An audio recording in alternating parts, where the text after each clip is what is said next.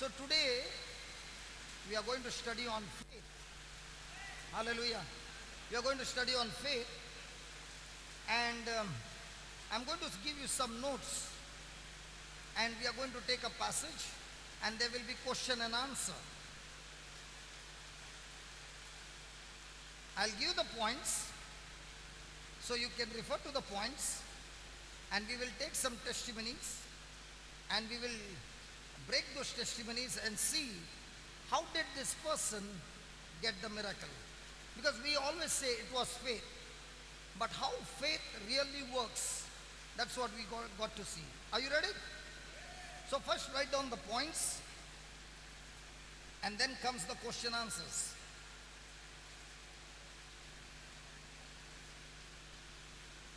Faith, hope, faith, hope, and love. Faith, hope, and love cannot be substituted by each other. Faith, hope, and love cannot be substituted by each other. Substituted by each other.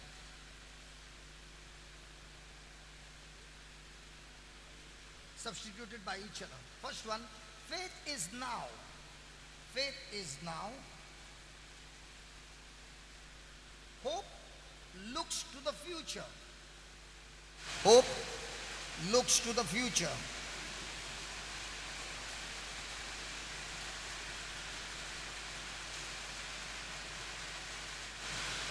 It is believing. Next line, it is believing, not hoping. It is believing, not hoping, that gets the job done. It is believing, not hoping, that gets the job done. Not hoping gets the job done. Without faith, hope is empty. Without faith, hope is empty and will not produce results. And will not produce results. You must have confidence. You must have confidence that God's word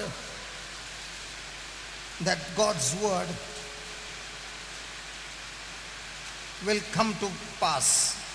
That God's word will come to pass.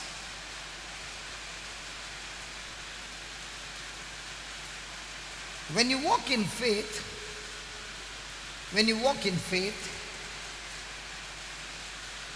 you agree with the word in your heart. When you walk in faith, you agree with the word in your heart. Believing, it is already done. It is already done. You know, this session is going to be amazing session, because we are going to take a passage. You got the notes, you got the points. Have some time, and then I'm going to ask you questions. And those who have heard this preaching before, you will not open your mouth, because I want every one of us to understand. Is that clear? You are not going to share it with others, okay? But during your time, I had not given you the notes. Now you got the notes as well, okay? Write down. When you walk in faith, you agree with the word of God in your heart, believing it is already done. Believing it is already done. Faith, hope, and love. Faith, hope, and love are not interchangeable. Are not interchangeable.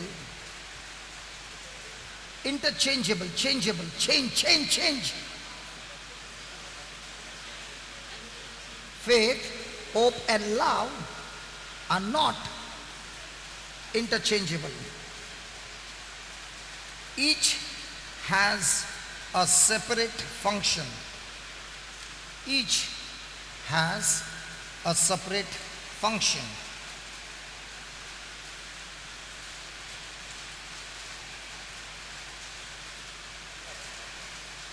Whenever we move,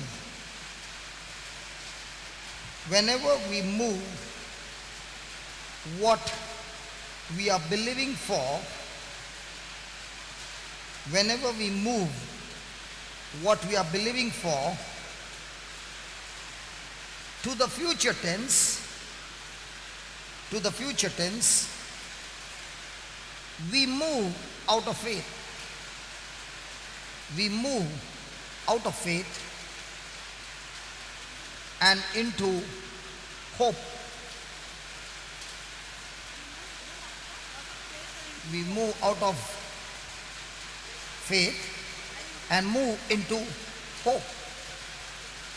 We move out of faith and move into hope. See, I want you to write the points. I know your mind is screaming and shouting because you can't understand. I understand that. Please write the points. Then we will have the passage there. We'll look at those points and we will see how did this person get healed. So now we know all the factors which have been written, and then we ask ourselves, do I follow the same pattern? If I follow the same pattern, then my faith will bring those things manifesting. If I'm not following those same factors, then those things will not manifest in my life. Hello? Are you annoyed? I like to use the Bible like mathematics. If the formula is right, the Bible will bring result. If I use the wrong formula and expect for the result, it doesn't come. Is that okay? And we will take 2-3 testimonies. The formula is the same. 2-3 testimonies. Check it out and you will get. The formula is a universal God formula. Thank God. Now the secret has been opened. So please write down. I know while writing down, your brain, your mind is screaming and saying, what is he dictating? Please, give me some chance. Hallelujah. Faith gives substance. Faith gives substance to things hoped for. Faith gives substance to things hoped for. Faith gives substance to things hoped for. To things hoped for. Now when we were singing, look what the Lord has done, ting, ting, ting, ting. But if you don't have the formula, that Lord has done will not come. Then it will come, look what the devil has done. So we want to change from what the devil has done to look what the Lord has done. Amen? Amen? Yeah.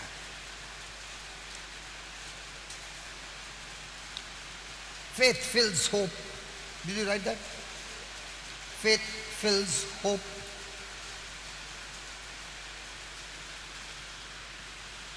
Faith is all about confidence. Faith is all about confidence.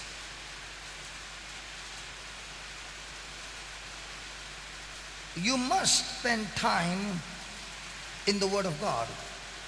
You must spend time in the Word of God.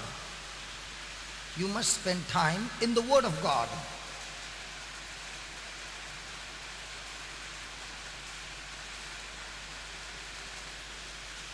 Next, leave one line and write down. My imagination draws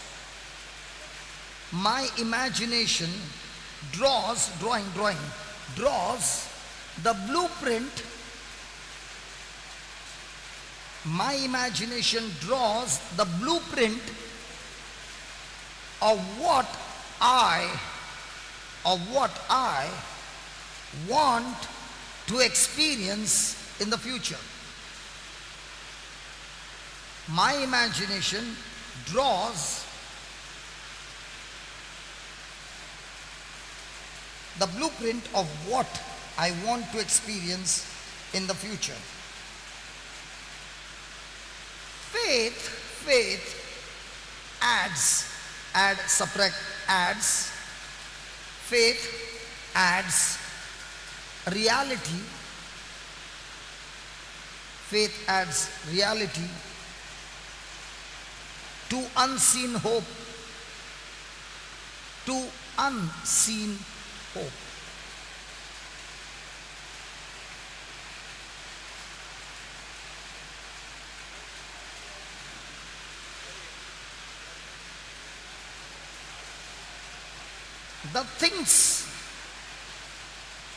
The things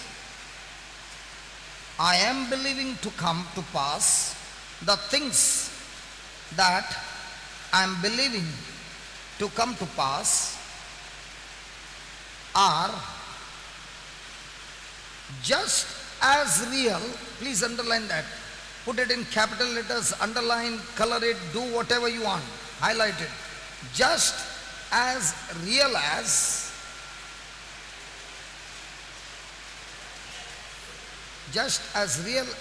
in the hope realm, as they are in the physical realm.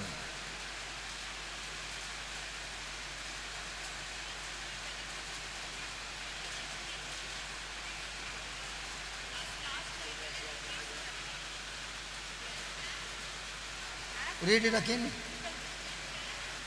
I know it's torturing everybody. The things you are believing to come to pass are just as real in the hope realm as they are in the physical realm. As they are in the physical realm. I'm all excited. Hallelujah.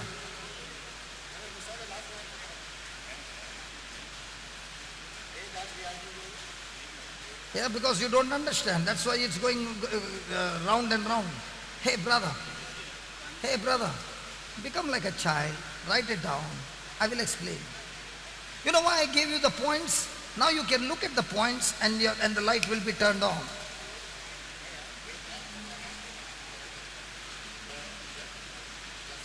Okay.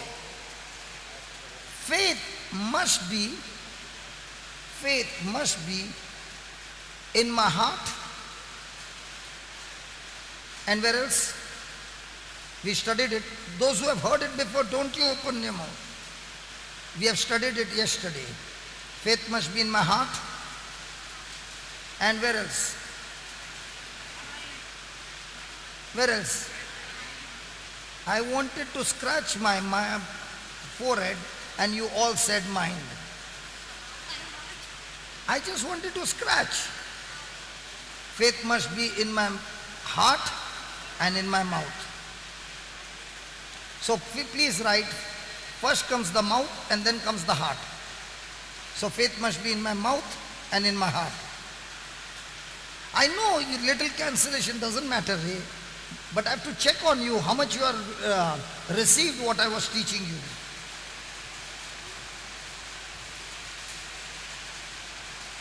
Receive from God by faith. Receive from God by faith, not by hope. Receive from God by faith, not by hope.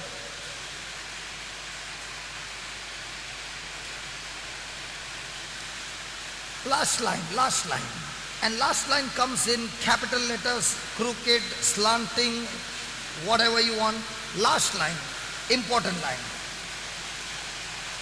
See what you cannot see. See what you cannot see. See what you cannot see. By seeing it, by seeing it through the eyes of faith. By seeing it through the eyes of faith.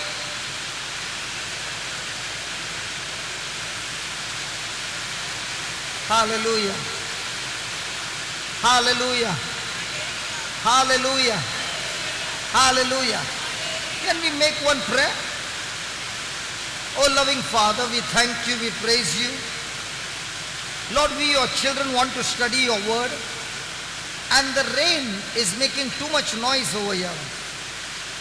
So Father, in the name of Jesus, we ask you, please shift the clouds from top of the roof so that it becomes absolutely clear for us, your children, to listen to your voice absolutely clearly, understand your word, because this is very, very important. And thank you, Lord, that I can see the clouds have shifted from the roof, no more noise, and we can hear the word clearly, understand it, and practice it in Jesus' name. Thank you for answering my prayer in Jesus' name. Amen. Does it work? Yes. Hallelujah. Hallelujah. Thank you, Jesus. Thank you, Jesus. Okay. Now let's take a passage and then we will keep eyes on the notes. Okay? Let's go to Mark chapter 5 and let's start with verse number 20. I think 20. Ashton, Mark 5. Okay, 21. Are you ready? No. This passage is going to be all about making a picture in your mind. See, listen, God has given us tremendous power if you can use your imagination. Your imagination has so much of power, it can bring things from the invisible world to the visible world. And the power that brings that is called faith. Okay? So we'll read the passage and then we will go into the notes. When Jesus was passed over again by ship unto the other side, now what was he doing on this side? He had just cast out demons. Those demons had gone into the pigs. The person was healed and he told Jesus, please take me along with you. And Jesus said, no. Go to your family, go to your friends and tell them how much mercy and how good the Lord is. So the people on the other side told Jesus, please leave our country. And Jesus is coming on the other side. And when Jesus passed over again by ship unto the other side, much people gathered unto him, and he was near unto the sea. Okay, then, and behold, there came one of the rulers of the synagogue, Jairus by name, and when he saw Jesus, he fell at his feet and besought him greatly, saying, my little daughter lies at the point of death. I pray thee, come and lay your hands on her, that she may be healed, and she shall live. And Jesus went with him, and much people followed him and pressed on him or thronged him. Praise God. Hallelujah. Now here's the story. Jesus has got down from the ship with his disciples, just stepped out, and when he stepped out, there was a great crowd all gathered there. Why do you think the crowd gathered around Jesus?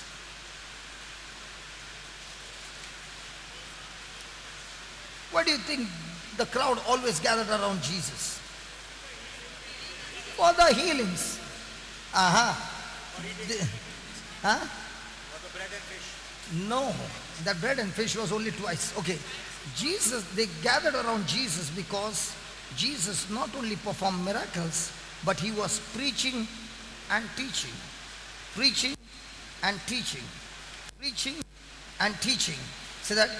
Preaching and teaching. Say that again. What's the difference between the two?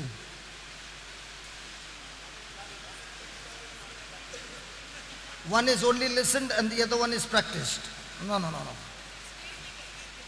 When a person is preaching, the person wants to convert the person.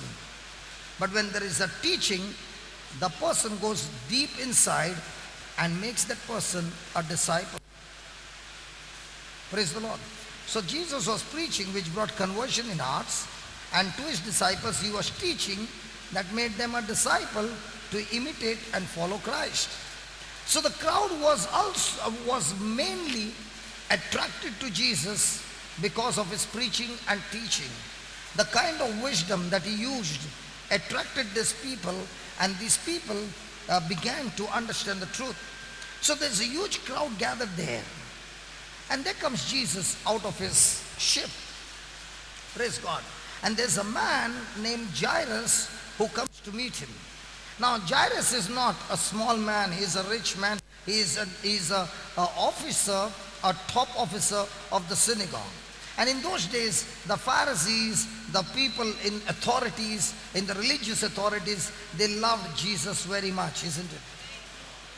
Come on. And Jairus has to come to meet Jesus in the secret like Nicodemus, or he has to come and meet him in the public. He could have waited till Jesus was private, but if he had to wait till Jesus would come in a private contact, his daughter would be dead. There was an emergency and he had no time. Praise God. Hallelujah. Now, if Jairus' friends come to know that Jairus went to meet Jesus, how would they respond to Jairus? Would it be wonderful? Hello? Or they would be offended. So Jairus had to make a choice. On one side were his friends, one side was his title, one side was his name, his fame, and everything on one side. And on the other side was Jesus, but a carpenter's son. A carpenter's son. I said a carpenter's son. Then how come such a big religious man should come in public, fall at his feet? Why? Why? Why?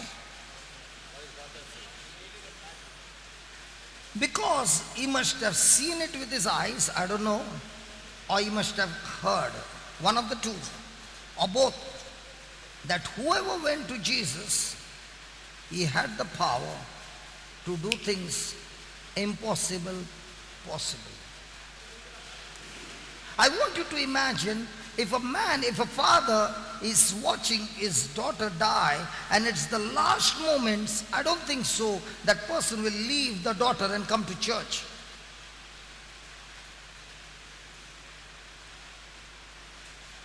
I don't think so.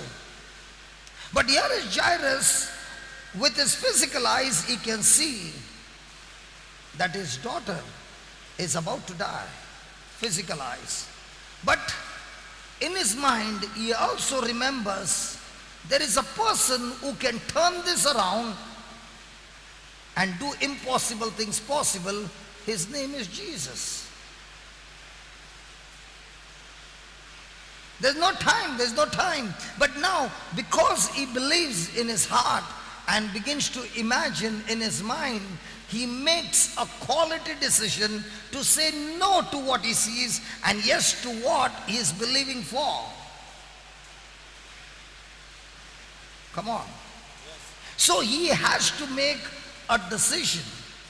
A decision is always a quality decision when a person makes a decision based on what he has heard of Jesus, or he is focused on Jesus. Like my brother Simon was going on saying the whole morning, his eyes were fixed on him. Might be he was not physically present there when his daughter was about to die, but he must have seen it, he must have heard it. But whatever went through his ears or what went through his eyes, he got it in his heart, because the eye, the ears and the mouth are the gateways to things to enter our heart. And what entered his heart, he had to make a decision. Do I believe what I heard or saw about Jesus, or do I believe what my daughter is going through? And he makes a decision.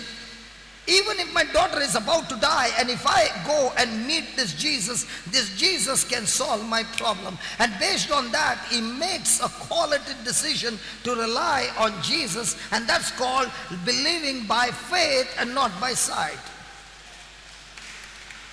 Hello, praise the Lord. Hallelujah, hallelujah. Now what did you write? Faith is now, hope looks to the future. Hello, faith is now. You wrote the notes. Come on, look at those notes. Faith is now, and hope is looking to the future. Now, he is believing now. I need to go and get in contact with Jesus, and he will fix my problem.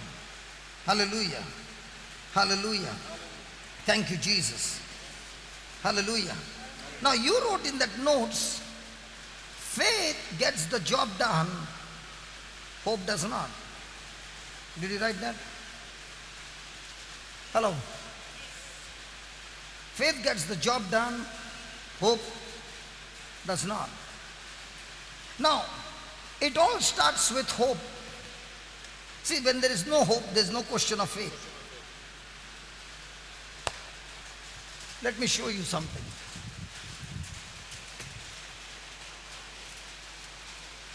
Can I get a glass?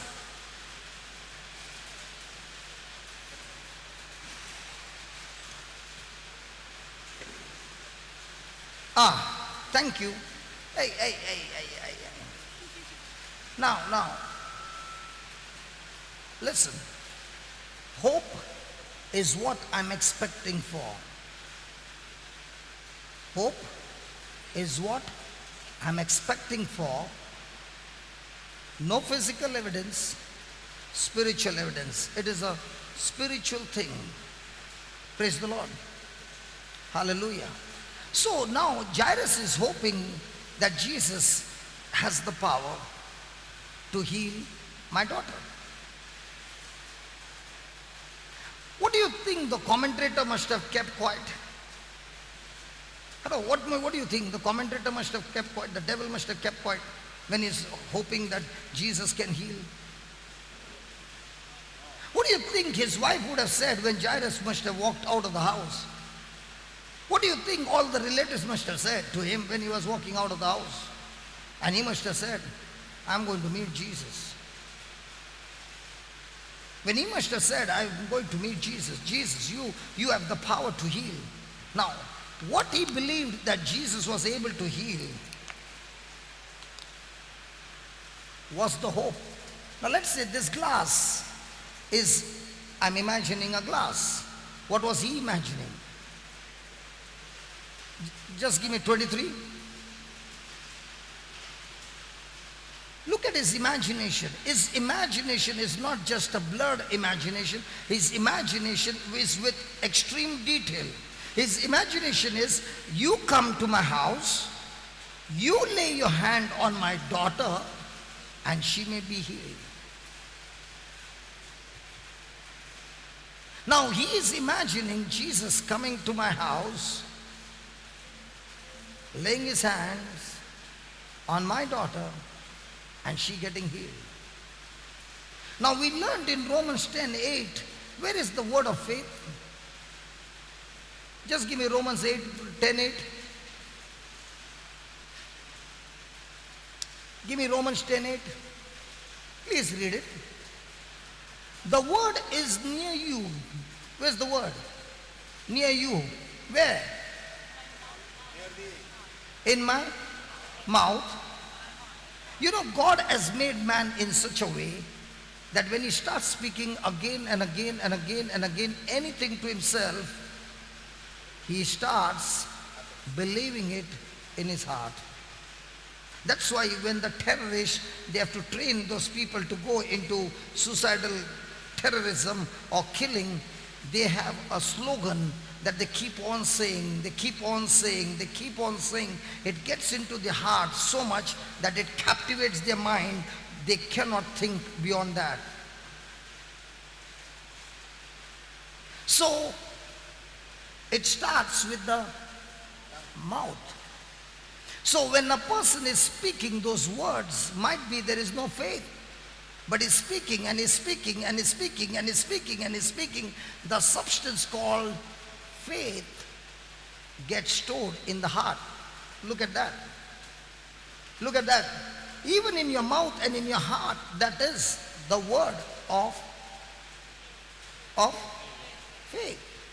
Now you will see, how do you come to a conclusion of substance? Go to Hebrews 11:1.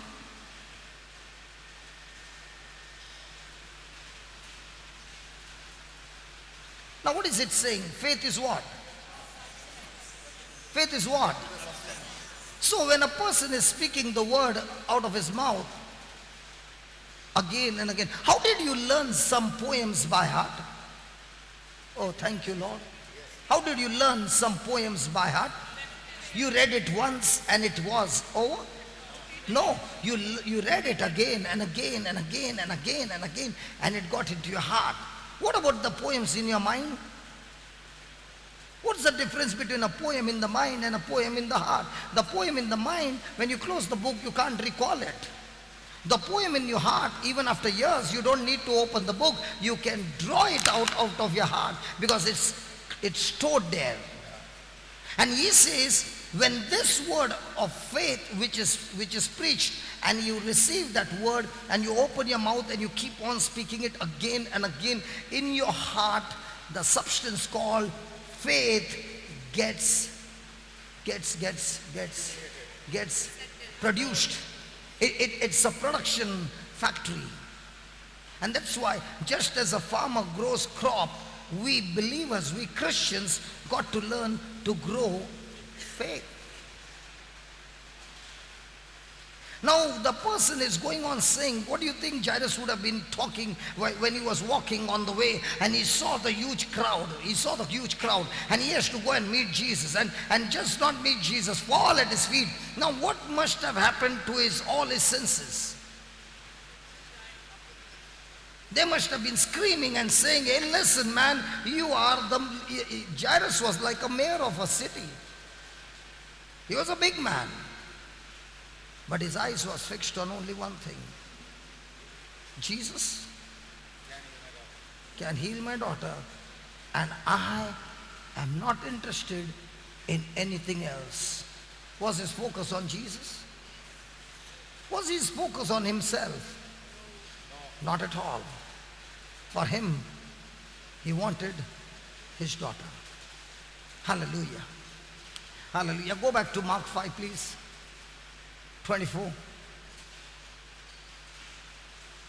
And Jesus went with him. And Jesus went with him. And Jesus went with him. What do you think the crowd must have been feeling? Come on, let's say my brother Vijay called me in Hyderabad and the whole crowd is gathered there, and there comes a man and he says, my daughter is about to die, please come home. And I leave the whole crowd and I go to his house. What will the crowd do? They'll go crazy. Hey, they'll go crazy. Hey, they'll go crazy. Hey, they will go crazy. They'll go crazy. Now listen, when Jesus got out of the ship, he never had intention to go to Jairus' house. His desire was that I will stand on the beach and with the whole crowd I will preach the word of God. But Jairus' faith of believing in his heart and his action touched Jesus so much that it changed Jesus' direction. That means my faith can change Jesus from the beach to follow me. You didn't get it? Hey, listen. Jairus was supposed to be on the beach. Doing what? Jesus was supposed to be on the beach. Doing what? To do good.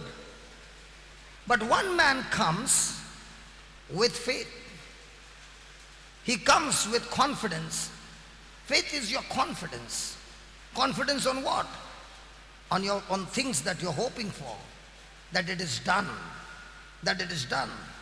And that's why with that confidence he speaks to Jesus that Jesus doesn't even ask him a question. Just put the name, just put the previous one. 23. Jesus doesn't even talk to him. Can you see that?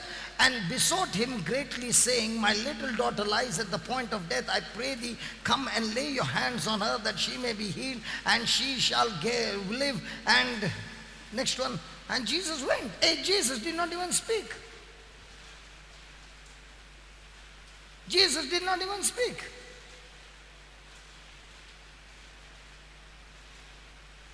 When you and I make a quality decision of total confidence in Jesus and our focus is on Jesus, even if Jesus has got some other work, he will stop that work and come with you.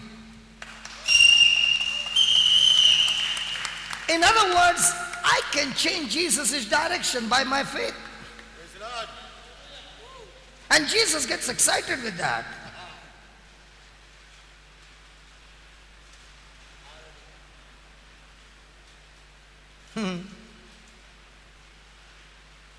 Hallelujah.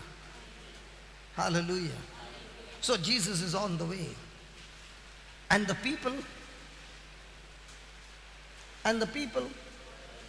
Now the question is, when you come to meet Jesus, are you the people or are you Jairus? See, if you're people, then you're going behind Jesus to see what's happening in Jairus' house. And if you're Jairus, then you already told Jesus what job to get done, and you're walking with Jesus. So in my day-to-day life, the question is, do I come under the category of the people or Jairus? You can't blame Jesus. Jesus is looking for somebody who comes to him with quality faith, who can trust him, who can believe in him and put confidence in him, that even I see my daughter is about to die, I still know that you can fix it up. Praise God.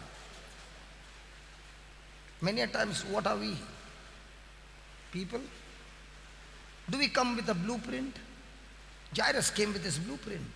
His imagination, what he had heard or might have seen, was enough for him to believe. If Jesus I heard about, and Jesus whom I've seen with my eyes, what he did, he can do it again and again and again and again and again. And today is my day. He's going to do it for my baby. Hallelujah. Now watch what happens. 25. And a certain woman, say that woman,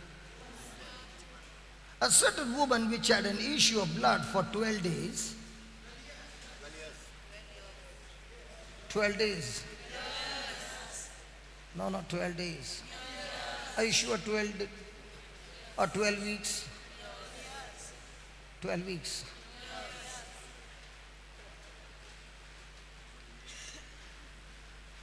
Or 12 months? Are you sure? You won't change your decision? Okay. For 12 years, she had suffered things of many physicians. She had suffered things of many physicians and had spent all that she had, and she had spent all that she had, and was nothing bettered, but please read that. Now this is a what? What retreat is this? What retreat is this? Now, there is, now according to the Bible, you can grow better, and there is also in the Bible that a woman was growing. Oh my God. So if this is a growth retreat, then we got to check, are we doing what the woman was doing? Then even though you came for this growth retreat, by the time you reach home, you have grown worse.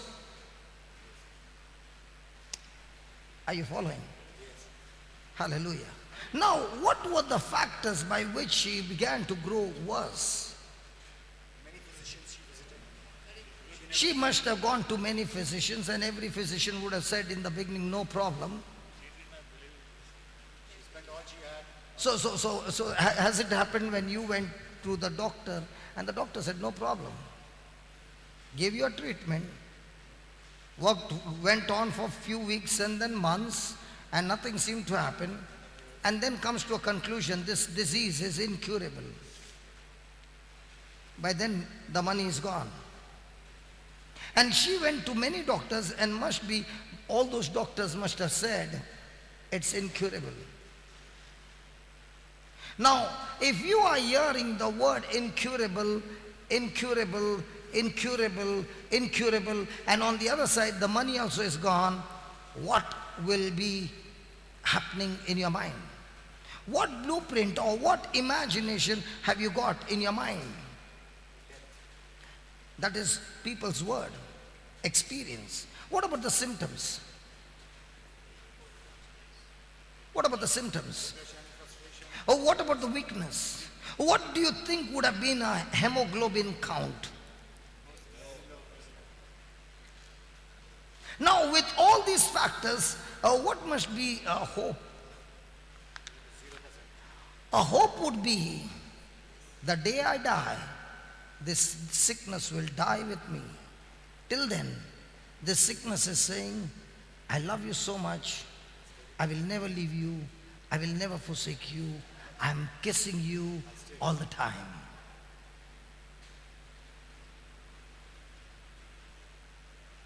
That's one part of the story. On the other side of the story is, because she has got a bleeding problem, she is also unclean and she cannot go and meet anybody. And nobody can come and touch her. The person becomes unclean according to the law. So a person with that kind of a mindset, imagination going on, what will happen to that person? Now, is her condition something called, that we sometimes say, hopeless? You know, yesterday when this boy came and we looked at him entering inside, physically it showed hopeless. When I began to talk, my brother began to talk. My brother began to talk. And he did not even respond. Then he began to wonder, does he understand English? Does he understand Konkani? Does he understand Hindi? He is not responding. Evidence began to speak. It is a big problem. Now what you are thinking in your mind will either help you to grow better or worse. Now, what do you think this woman's hope would have been? Hopeless. What about Jairus' daughter's condition? Hopeless. So both are physically hopeless conditions. But let's see, how did they turn it around? Let's see, how did they turn it around? Okay. When she had heard of Jesus, she came in the press behind and touched his garment. For she said, if I may touch but his clothes, I shall be whole. And straightway the fountain of her blood was dried up, and she felt in her body that she was healed of that plague. How did this woman get healed? Pure faith. I don't want that one word, pure faith. 10 marks question. You can't give me just 2 words. 10 marks question. Look at your notes. Come on, look at your notes. I want you to look at your notes. Please look at your notes.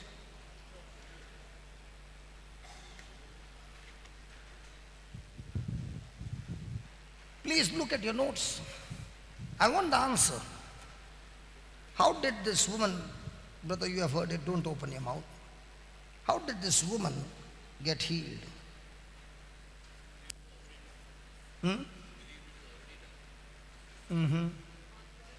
See, sweetheart, yesterday we learnt a very good lesson of that 500 rupees note. You remember? The promise is there. Come on. Look at your notes.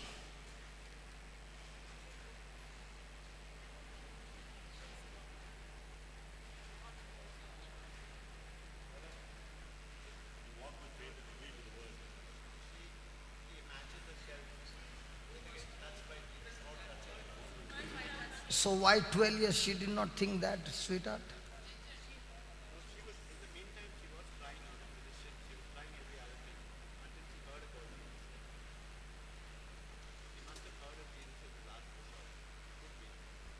So what's the key?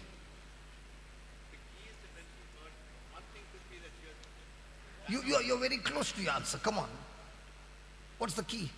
The key to this whole healing is what? The master key. What is it? What is it?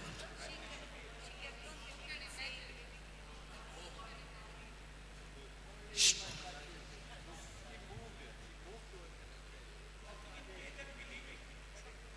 What's the master key? Okay, I will give you the scripture. I will give you the scripture, then you give me the answer. I'll give you the scripture, then you give me the answer. Give me 27. Okay. Now give me the answer.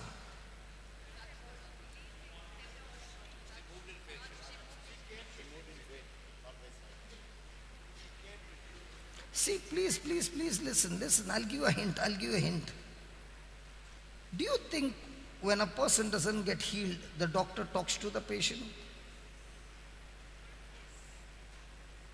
Come on. And when the healing doesn't come, does the doctor talk encouraging words or discouraging words?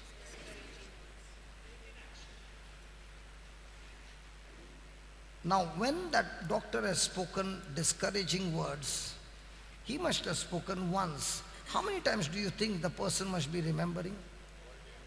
I'll tell you, some people don't know to spell, but the doctor, what sickness he has said, they know the spelling also and how to pronounce that word. Such a big word, they will say, what happened to you? I got a disease called Sukaraku Sumuniki.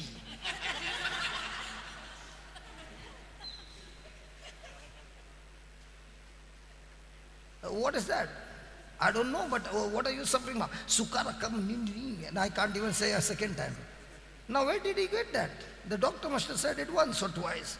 But how many times the patient is remembering? Come on, how many times the patient is remembering? So, when the patient is remembering again and again and again, what happens to a hope? The hope says, I'm going to kill you. Hope clearly says, I'm going to kill you. And if she goes around telling everybody, I'm suffering from this, I'm suffering from this, I'm suffering from this, I'm suffering from this. In a mouth and in a heart is growing what? Fear. Just as faith has the power or the substance to fill the hope, which is on the positive side, and bring it from the spiritual to the natural, in the same way, fear also is a substance that brings the negative hope from the spiritual to the natural. They are both two different substances, opposite side, opposite kingdom, but both operate in the same way, but in the opposite direction. And that's why she was growing worse. Now, can I ask you a question? Can your eyes ever talk to you? So every day when she sees the blood flowing out of her body, will her eyes talk to her? Come on. So her senses are talking, doctor's words are talking, the money gone is talking, nobody coming close to her talking, everything is talking to her, the commentary is loud. And when the commentary of the devil is loud, what is she? Hopeless, growing worse day by day by day. But there comes a time that somebody must have come to meet her and spoke to her about a person named Jesus. That's why the Bible says, when she heard of Jesus. So when she heard of Jesus, the cycle of death which was going on and growing worse, that cycle stopped. When did it stop? No. When did it stop? When did it stop? The cycle of growing worse, when did it stop? When she heard. No, not at all. No, not at all. No, not at all. You are again missing the formula. Come on, come on. Okay, I will show you. I will show you. I'll show you. Give me.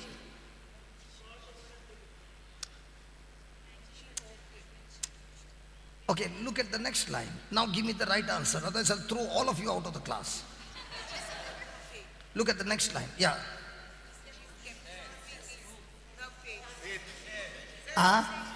So, two factors. She heard and she said. Now, tell me honestly, if a person has been suffering for such a long period of time and hears about Jesus only once, does the person change his words to Jesus? Come on, we go to so many places. Come on, let's be honest. Let's be honest. We go to so many places and we go for praying, and a person is sick in the hospital. That person has never heard the gospel. You go and tell that person once about Jesus, and that person has been hearing about that sickness for 12 years. Will that cassette record playing stop and a new record is put in its place and that person is talking about Jesus? That is God's grace of this woman. And when she began to do that, speaking to herself again and again what she heard about Jesus, she is reimagining what the person had spoken to her. For example, you came to Goa and you went back to your state, and they said, how long did you live in Goa? And you said, I was there for 10 days or 11 days. They will say, hey, how is Goa? And what will you say? I saw a man with scars on his face from morning to night. And the person will say, I see. Now, what is that person trying to see? Scars. How does the person see the scars? By what you describe. So surely what she heard, put that again, previous, 27. What she heard of Jesus, the person who came was so much with confidence, so much anointed, so much with faith, that what he spoke hit her heart in such a way that faith began to come, confidence began to come, that if that blind man got healed, the deaf man got healed, the crippled man got healed, the dead were raised, and all these things, miracles were spoken. She got that hope. She got that.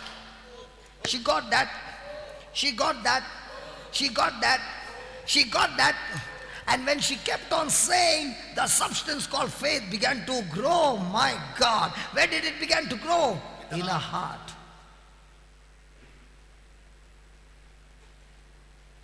Are you following now? Now, the more and more the substance began to grow, the more and more that happened at the right time. It happened it was not an overflow. I squeezed it. There is so much a gap for the overflow. Do you think the commentator, the devil, will keep quiet? And when the mind is turned from Jesus to a symptom, and she looks at the blood coming again,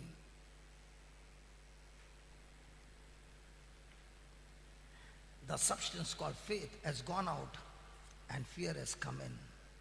When fear comes in, faith goes out. When faith comes in, fear goes out. And what has to come in is what I'm imagining. Satan wants to give you his blueprint. God, through his man and woman of God and through the Holy Bible, wants to give you his blueprint. Which blueprint are you willing to take? Praise God. When I go to heaven, I want to meet this woman, because I'm wondering, one preaching 12 years of sickness, And nobody, listen, she doesn't have any help. She doesn't have any help because nobody can come close to her. She's unclean. She's out. And in that loneliness, she's chanting and imagining, if only I touch his garment, I shall be healed. If only I touch his garment, I shall be healed. The devil must be saying, if only you touch, darling, don't you know you can't get out of the bed? Do you think Jesus will come here? I don't care. If only I touch his garment, I shall be healed. When you can't get up from your bed, how will you go walking? And in those days, there were Mercedes and BMW, isn't it? Or she had a 6 inches pencil high shoes. Huh? Come on. She has to get out of her house. And for her to get out of the house, she needs some help. So what is she relying on? That same Jesus.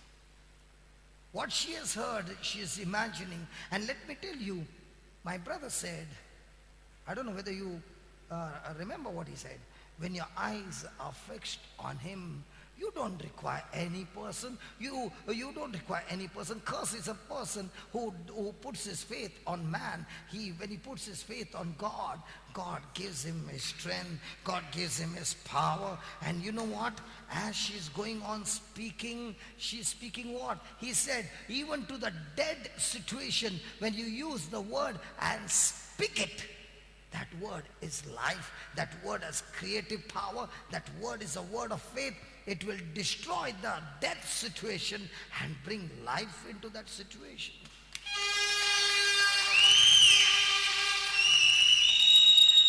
Now, when she was speaking, was there any healing? What happens to you when you're speaking and speaking and speaking and speaking and speaking and nothing's happening? And especially when you're speaking in tongues, the devil must be saying, fool. Fool. The preacher is mad. The preacher is mad. These people are mad. And look at you, MBA, which university, brother? Cambridge. And doing that. If your professors have to see, my God. Hallelujah. They will say, this is what we trained you in the university. And then falling down. Thank God your family members are not here. They'll say, why, before coming to Goa, he was all right. Now when he's going home, now what's that? The word of faith. That's a word that the Spirit of God gives you to utter. Now how quickly we get tired, even though we are healthy.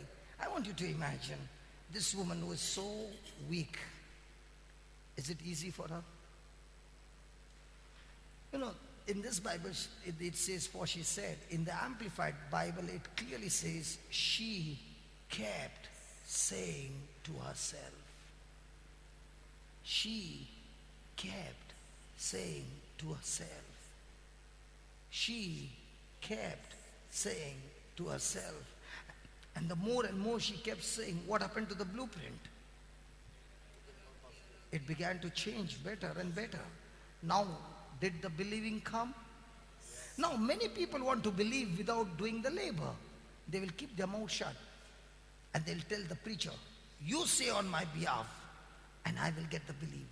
But they never say to the preacher, you eat on my behalf and my stomach will be full.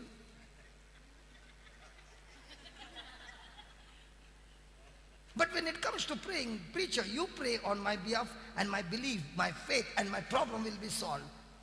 Foolishness. The preacher can at the most give you a jump start. He cannot go beyond that. It's time to open eyes.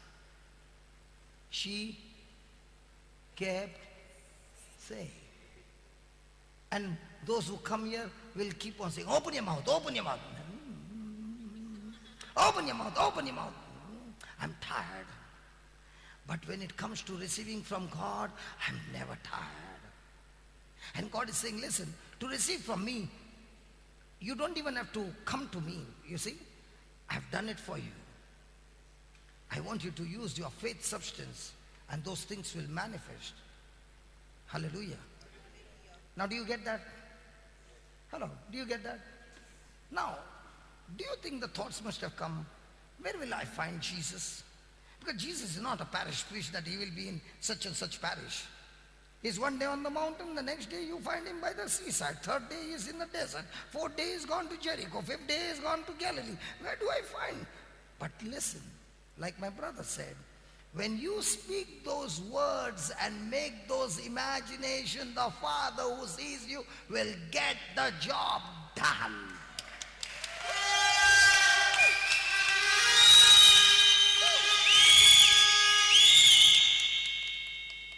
Even if he has to be 200 kilometers apart, he has to come somewhere close where there can be a contact. Now comes the real part.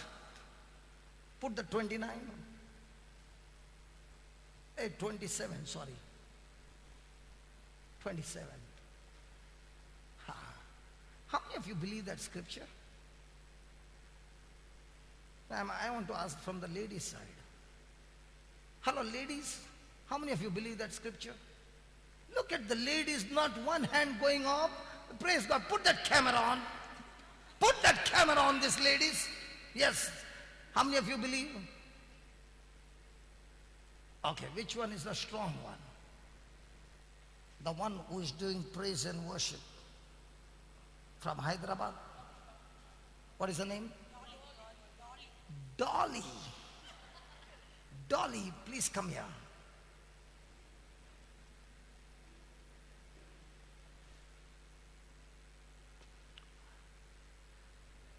One, two, and three.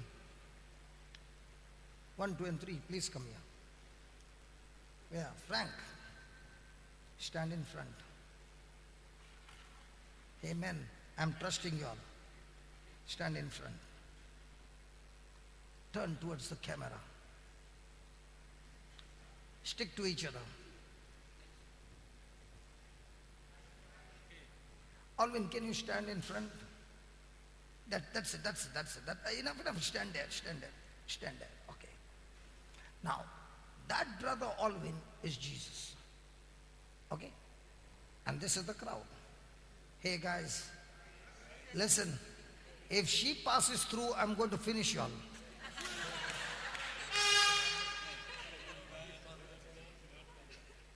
Okay. Now Dolly, the Bible says she went through the crowd. These are only 3. Hey, listen. These are only 3. And the reason is, these have come for their own blessing. Forget of the blessing. When you are standing in a queue to buy your ticket, and one fellow is saying, have you noticed? And I want to tell you, she is tough. She's tough. Frank, be careful. She's, come on, go ahead, Dolly. All the best. Stand. Stand.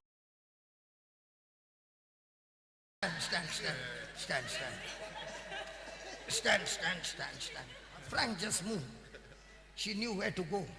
Come this side. Come this side. Come on, here we go.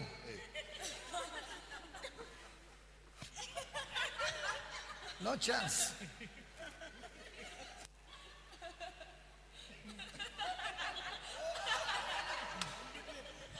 No chance over here.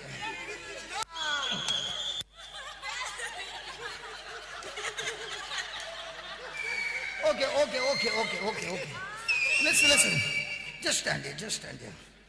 I like the way she is sporting. Okay. Listen. You know why this demonstration was? Not to trouble her or anything. Imagine they have come for their healing.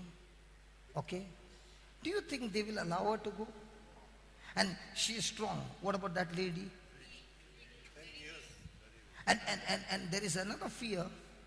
If somebody comes to know that she has touched somebody, she'll be stoned to death. 2, if she touches the man of God, common person, man of God, what happens? And the person who has the authority to give the command, be stoned to death, is Jairus.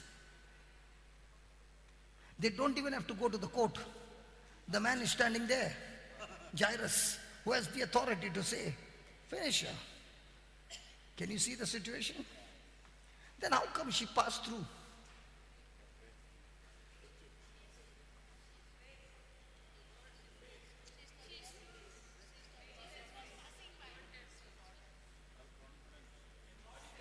The words gave her the strength.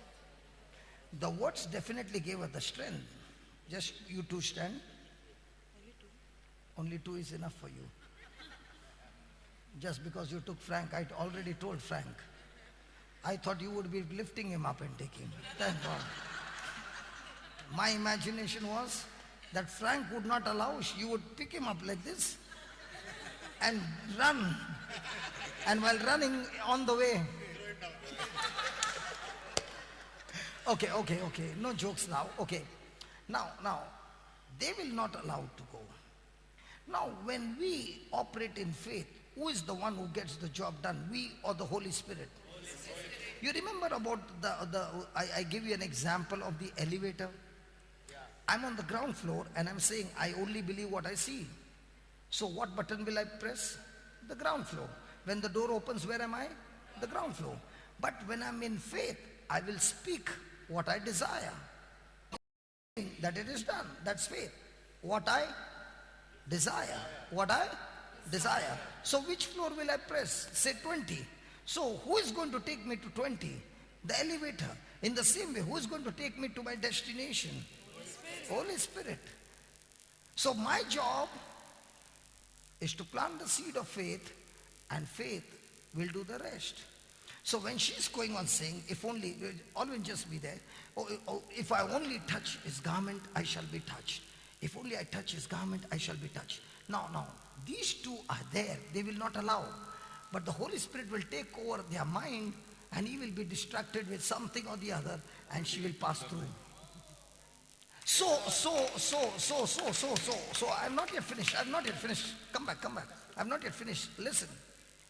My words of faith that I speak now destroys the walls of Satan that he has built against me in the past.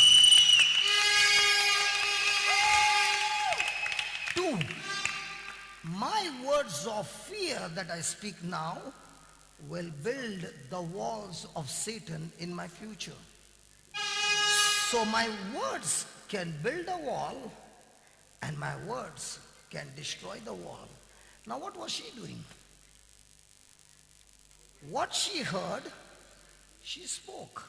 In the same way, what we read in the Bible, what we hear the preaching, we speak. And when we did that, we deactivate fear and we activate faith. Now, was she consistent in what she said? Yes. Are we consistent in what we say? No. We speak our fear, we speak our anxiety, we speak all those negative things, and we keep thinking that I will get my result. Yeah, you can sit down. Hallelujah. It is like this. I sit in a car, a brand new car, and I look in front. Praise God. I put a reverse gear and I press the accelerator. Bang, bang, bang. And every time it goes bang, call up the company and say there's a problem in the car. And the company says the car is good, manufacturing no defect, only shifting of gear is the defect. What was she doing for 12 years? She had been putting reverse gear. She went on banging, she grew worse. Thank God somebody came and taught her to put the gear of faith. And once she learnt it, she opened her mouth and kept on speaking and kept on speaking and kept on speaking and accelerating. The faith began to take her on a journey and brought her to Jesus. And when she touched him, the power came into her. Why? Because when a person is speaking in faith, that person becomes good conductor. Now the power will flow. When a person is speaking in anxiety and worry, that person is a bad conductor. That's why when Jesus was in Nazareth, he preached, he spoke faith, but everybody were offended. That's why they were bad conductors. From the bad conductor, the power doesn't flow, but from faith, the power flows. Can you ask your neighbor, if I touch you, are you a good conductor or a bad conductor? If you're a good conductor, the power will flow and you will be healed.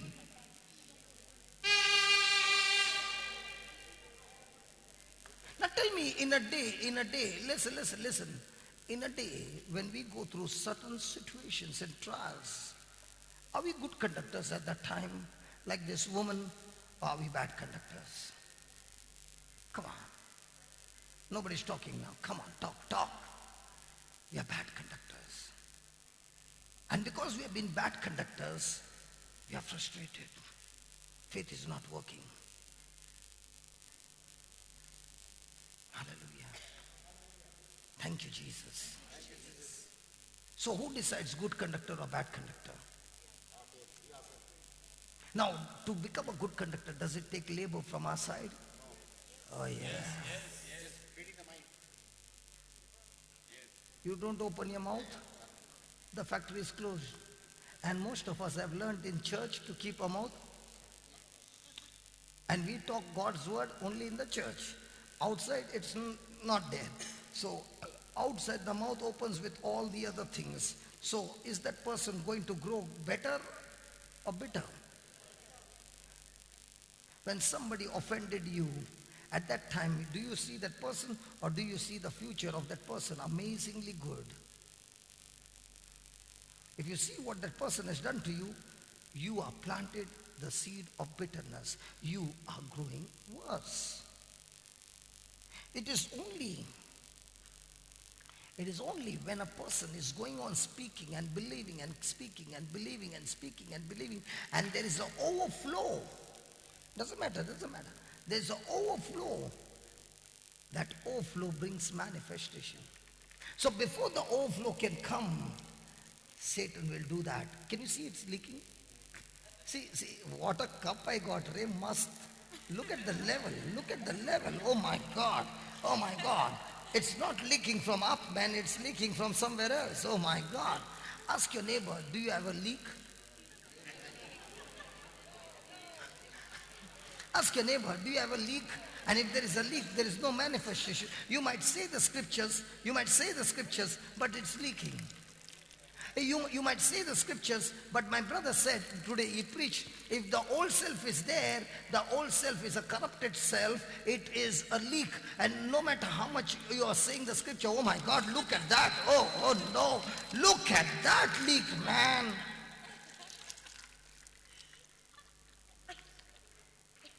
Hallelujah.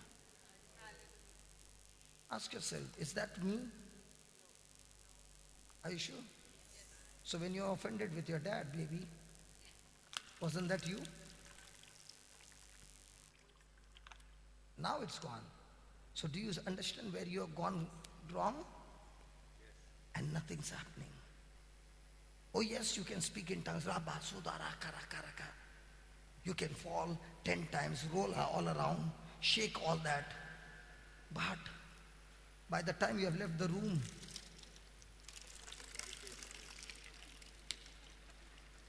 and the leak is not from top. If the leak had to be from top, there is manifestation. That's called Joseph, who had a leak.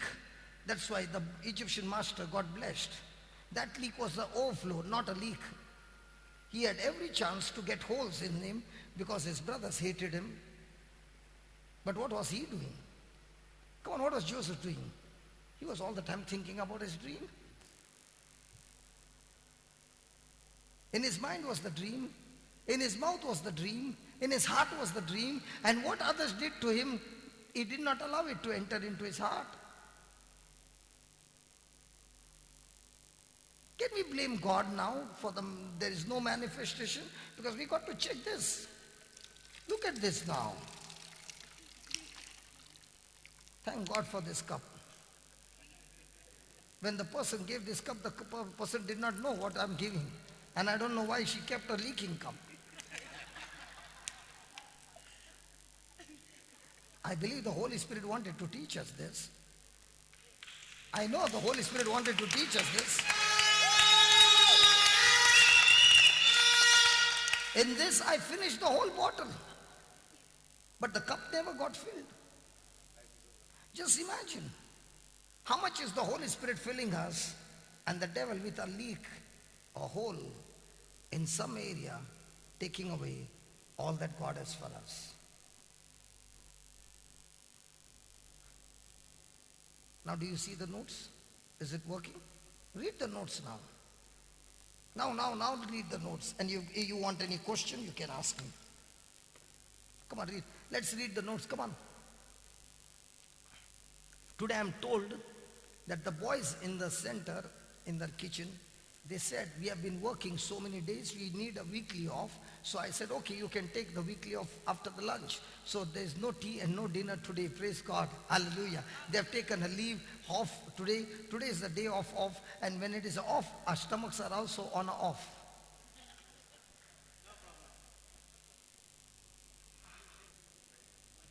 So at night, if at all the kitchen opens and he goes and he eats, you ask him, no problem.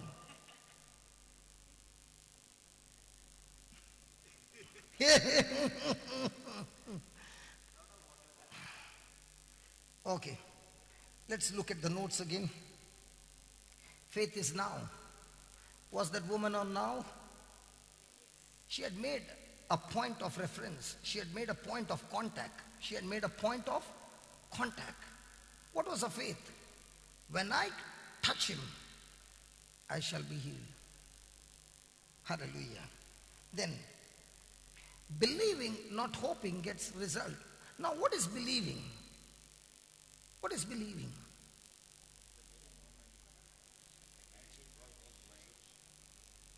What is believing? Baby, what is believing? Do you believe God's word? So what is believing? That means you are not listening to the CD correctly.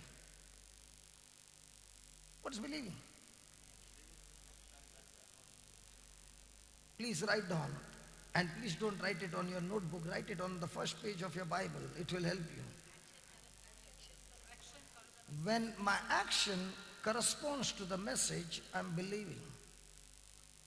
When my action corresponds to the message, I'm believing. Yesterday we learned Luke 6:38, okay? Give and it shall be given unto you, good measure, pressed down, shaken together, running over. Do we believe that? So every day what will you be doing? Opening the purse to give or to take?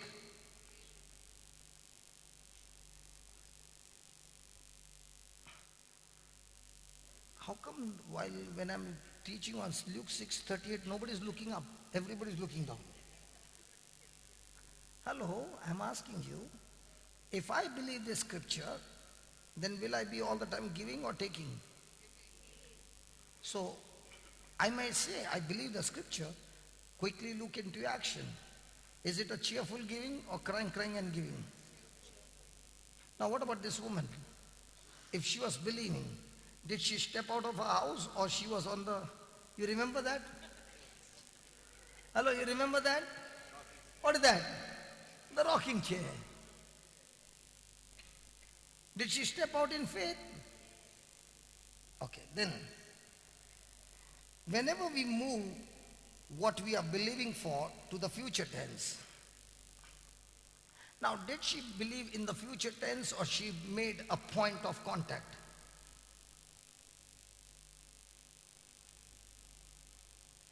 Hello, was there a point of contact or was it infinite future tense? She had put a time. The moment I touch it, I shall be healed. See, what is faith? What's the difference between faith and hope?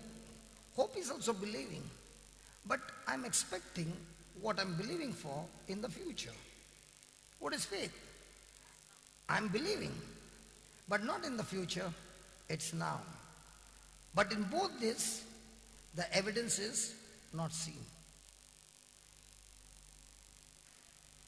So what is faith? Faith is confidence. Confidence in what? What God has promised me, I've received it. I can't see it, but I have it. And when the pressure comes from the enemy and I can't see it, I cannot have it, and it gets delayed, what is the first thing it does? It takes away my confidence. See, when I'm confident, my action will be extremely active, extremely firm. But when I'm not confident, will it be firm or will it be wavering? That's faith. What is trust? Trust is commitment. So when I'm in commitment, I don't bother about the result, but I'm committed to you. When it is faith, Lord, I'm believing that this is what you're going to do in my life. I know that you have done it. It's mine. Praise God. And what you're believing for, it's done, is not manifesting. Now what happens to my relationship? It starts wavering. It starts changing. I am sorrowful. I am fearful. I am doubtful. And all these negative emotions come. But a person who is trusting is committed. God, if it happens, praise God. If it doesn't happen, praise God. But my relationship with you remains the same. Hallelujah. So we see those apostles, we see those early church. They were not much on faith, but they were much on trust. I'm committed to do what you tell me to do. Even if it is uncomfortable, even if it is death, even if it is torture or torment or prison or whatever, I'm committed to you. That's trust. So, whenever a person moves from what he is believing for to the future tense, he has now moved out of faith to hope. So many times you say, when you're praying, Jesus, I thank you. Yeah, I've received it. I've received it. And somebody comes and says, hey, what's going on? Hey, just pray for me. I'm believing for this and it's not yet happened. I know I will get.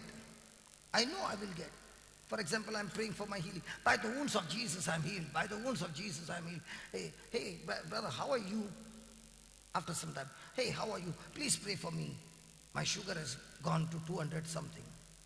No. In your prayer, what did you pray? Now what are you saying?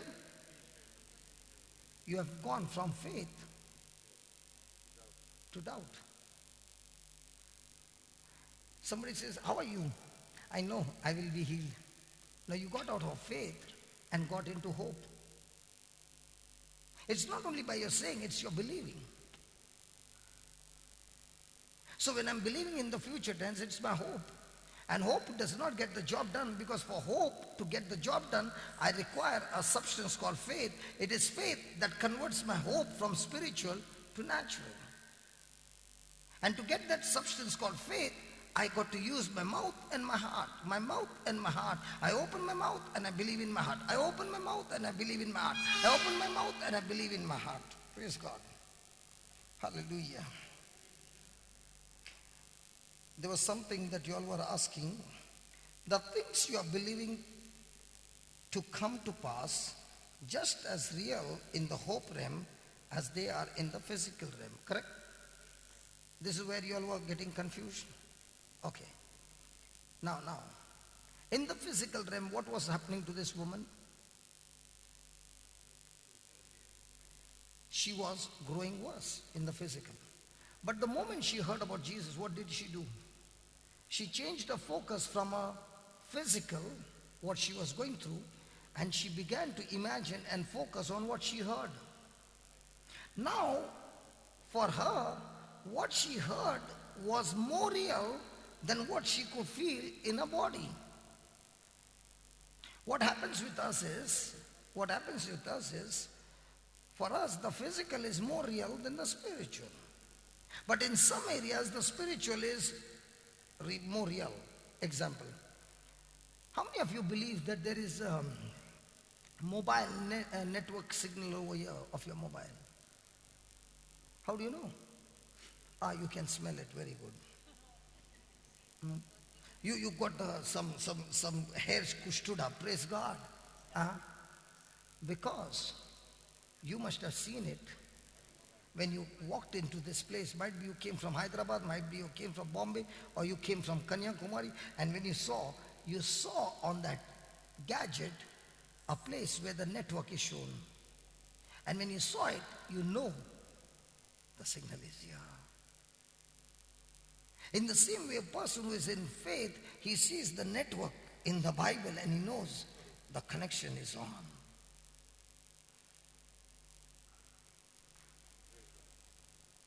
Hallelujah. Just as we are trained to look at the Bible, look at the mobile, and we know the network, in the same way, the person who now learns and trains himself to live by faith has now begun to see the Bible, which is speaking about unseen things, but he believes it just as real as the physical thing. Are you getting it now? Hello? Thank you, Jesus. So the world says, first let me see the physical, then I will believe the spiritual. The Bible says, no. First you look into the Bible, which is spiritual, believe it as real, and what you're believing for, which is spiritual, this will bring that into physical by your faith. So the word says, first show me, then I will believe. The Bible says, first you believe, then I will show you. And we are trained in what? First you show me, or first you believe, and then I will see. Did you get that? Then, faith is in the present tense. Faith gives substance to the things hoped for. Faith fills hope. Did you remember that glass? So, a person is not using his mouth. Is he growing his faith? Hello, is he growing his faith? So you might say, I have faith. You are talking about human faith. Now, my brother said he was praying for 8 hours. I was listening everything, because when I hear somebody's testimony, I look at those factors and I begin to put them. He said, I was praying in tongues for 8 hours in the chapel. Now, what was he doing? His production was on for how long? 8 hours. And with that faith substance that he was producing, he did not have to go there. He had to release that faith. And faith would get the job done. So might be your loved one is in some mess somewhere, and you are worried about that loved one. Do you know what you're growing? You're growing fear and making more mess for your loved one.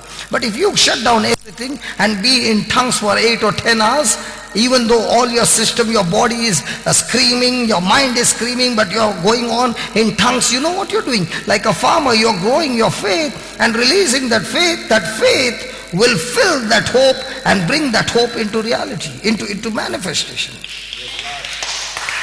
You know, that's why I'm so excited when in these 10 days, we never had praise and worship. Today only because my brother said, I put that music. Brother, all these days we never had that songs. Only the first day, just to give them that they are in a good place, I played it. From the next day I cut it off, because I said, let's pray in tongues. You know what was happening? Everyone had started their production. It's good that you started your production here, but what is more important is after you leave this place, is the production on.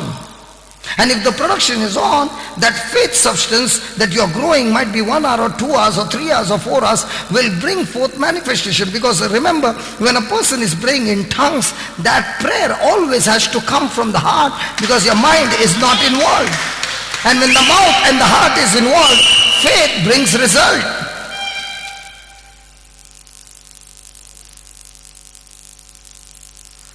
That's why I know in these 10 days something marvelous has happened. Not it's going to happen, it's happened in the spiritual realm. It's now only the waiting time that we see it manifested, and the manifestation can get checked, can get short circuit if you get offended.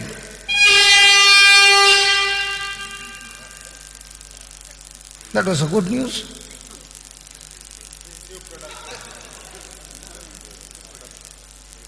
You might have faith and it was about to get your healing. That David would have lost the battle with Goliath. The devil had played such a beautiful game that David would have been trapped and he would have gone with a sling and a stone and he would have got defeated. Just before he could go, his brothers offended him. They said, "What are you doing here? Where's the sheep, man?" When David is saying, "I want to go in for a fight," what is his brother saying? "Hey, what are you doing here? Whom have you left the sheep?" And he says, "Why are you offended with me?" And he doesn't argue with his brother. He leaves his brother aside and goes and asks the other person, "Hey, what will happen to the one who kills that giant?" You know why is he asking again and again? Because every time they are giving him the answer, his faith is growing. And he's about to go into the fight. Saul gives him an armor, he puts it on, and when he walks, he can't walk. He says, "I can't use this armor." And Saul says, "Hey, you can't use this armor. That fellow is a giant. You are how will you go and fight with him?" Come on, when somebody shows you are very low, you feel. But David refused to get offended. My friend, when you refuse to get offended and you're walking in love, faith goes like a high power, I don't know, how do you call? The fire brigade pipe, you see? When they extinguish the fire, have you seen the force? That way it goes. Otherwise in the tap, because there's a choke. Ask your neighbor, is there any choke in your heart? Hallelujah. So did you get all that? Hello, did you get all that? Now we finished about the woman. Now let's go to Jairus. Some of them already got offended, Lord. I thought we would have a tea break. And he started again. And once he starts, there is no time. Today, brother, by you coming, everybody were rejoicing. Because in this 10 days, brother, 8 days for the first time, we stopped at 1.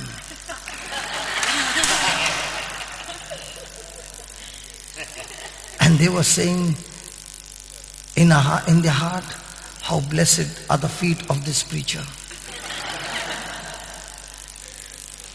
And now they are saying, Lord, can you shut him off? He doesn't want to shut. Please, Lord, hear my prayer. God answered your prayer. There, you got it? There, you got it? You got it? These are all revelations. Praise God. Father, we thank you and praise you. There's so much of joy in studying your word. There's so much of joy to understand the secrets and the principles of faith, Lord. We were deceived for so many years, oh Lord, and we were thinking why faith is not operating. But Lord, we thank you for the woman with the issue of blood. Thank you for bringing her this afternoon as a testimony. And thank you, Lord, for bringing Jairus as well. Brother Jairus, you will have to wait. After the tea, we will call you again. Please don't go away. We want to hear more from you, Brother Jairus. And Lord, all these heroes in the Bible are excellent testimonies. And when they speak to us, oh Lord, it shows us they were just like us, but they never operated like us. They operated by faith. They operated with their eyes fixed on you. Lord, all this time we were deceived by the devil because we thought it was you and you and you. But Lord, it was you who gave them the faith and the grace, and they labored in that grace and faith. And even that labor was not theirs. It was your grace that gave them the power to labor in faith. And they received such manifestation. Your grace did not go in vain. Lord, in the same way you have given to each one of us abundant of grace, amazing promises. Lord, let not this grace go in vain. As my brother was prophesying again and again, O Lord, for us to go to the ends of the earth, to go all over India, go to the lost, go to the unreachable, so that the gospel be preached. Lord, help us to pay the price of putting to death our flesh and stepping out in faith and bringing forth manifestation of your glory. Thank you, Lord. that these truths that have been explained help us to apply it in our day-to-day life and experience victory. Because your word says it is not you that will help us to overcome the world. Because 1 John 5:4 says, all those who are born of God overcomes the world, and this is the victory that overcomes the world. This is what conquers the world, our faith. Lord, help us like a farmer to grow this faith. And to grow this faith, our mouth is involved, our heart is involved, our mind is involved. Teach us, O Lord, and help us and strengthen us, O Lord, that we will never be spiritually lazy and never quit, but go on and on, bringing every thought into obedience to your word. Thank you, Lord, for showing us these truths. In the name of Jesus. Amen. Praise God. Come on, let's give the Lord a big hand. Hallelujah. Hallelujah. Okay, when we come back, brother, as the topic,